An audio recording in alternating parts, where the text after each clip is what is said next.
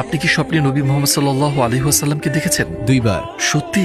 আলহামদুলিল্লাহ। এবং আমার স্বপ্নে আমি বালির উপর হাঁটছিলাম একটা বাতাসের বয়ে চলা পথে, যেখানে আমার উপর শুধু পাথর ছিল। আমি আমার হাঁটুর নিচে তাকালাম এবং একটা পদচিহ্ন দেখলাম। কত আশ্চর্যজনক যে পাথরের মধ্যে একটা পদচিহ্ন আছে। এবং আমি স্বপ্নের মধ্যে জোরে জোরে বললাম, এটা এখানে কেন? কার পদচিহ্ন এটি? এবং আমি পেছন থেকে একটা কণ্ঠ শুনলাম, এটা তোমার পিতা ইব্রাহিমের পদচিহ্ন।